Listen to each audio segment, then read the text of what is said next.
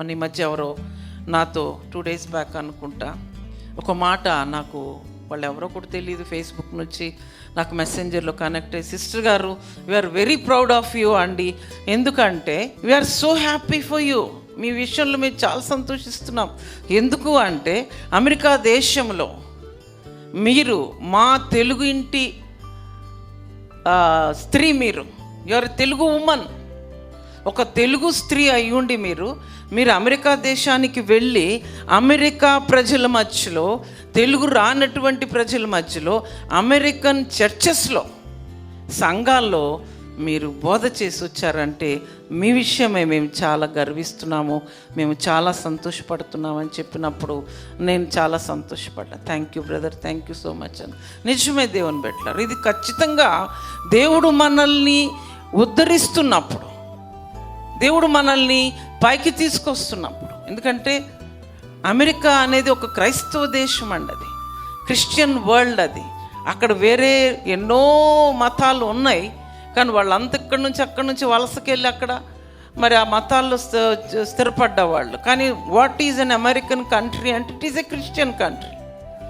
అలాంటి క్రిస్టియన్ కంట్రీలో ఒక Indian and that also a Telugu person coming and preaching not to Telugu people.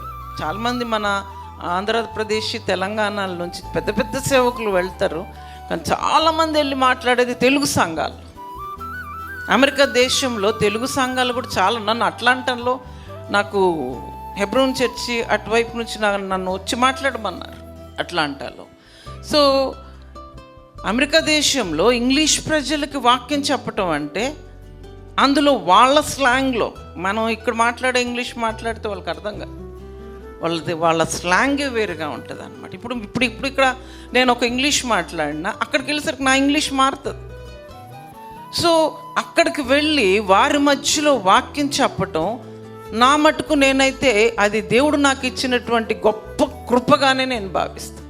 So దానికోసం మనం ఏం చేస్తాము, దేవుణ్ణి స్తుతిస్తాం. అప్పటికప్పుడు this Sunday you are speaking in our church అన్నప్పుడు నేను ఆశ్చర్యపోయాను. ఎందుకు, దానికన్నా ముందు ఒక సంఘంలో నేను మాట్లాడినప్పుడు అది అక్కడంతా వైరల్ అయిపోయింది. ఈ వారం మా సంఘానికి వచ్చి మాట్లాడతాను. అమెరికాలో మహా అయితే గంటన్నర కన్నా ఎక్కువసేపు నడవదు చర్చ్, ఇక మహా అయితే ఒక 2 గంటలు. వాళ్ళు వాక్యానికి ఇచ్చేది అరగంట టైం మెయిన్ స్పీకర్కి. నన్ను అడిగారు, how much do you want? నేను యువర్ విష్ అన్నాను.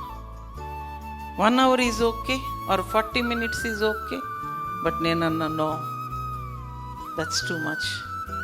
In India I go to certain places and I speak even for 2 hours. That's different. It's a different culture. But here it's different. So you tell me how much time you want me to speak అన్నప్పుడు it's your wish అన్నారు. అది చాలా ఆశ్చర్యం అనిపించింది. కానీ వాళ్ళ సమయం నాకు తెలుసు, వాళ్ళ టైం ఫాలోయింగ్ నాకు తెలుసు, కాబట్టి ఆ టైం ప్రకారంగానే నేను ఫాలో అయినందుకు అది కూడా నాకు క్రెడిట్ అయింది. అది కూడా చెప్పుకున్నారు, చక్కగా టైంలో ఆవిడ కంప్లీటెడ్ అని చెప్పేసి.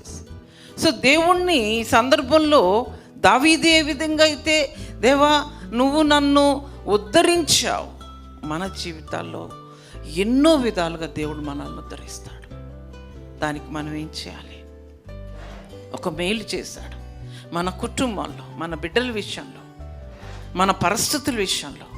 So he cried out to lord. ఇక్కడ ఏమంటున్నాడు అంటే, దేవా నేను నీకు మొరపెట్టుచున్నాను, ఎందుకంటే నువ్వు నన్ను ఉద్ధరించావు, you have lifted me up.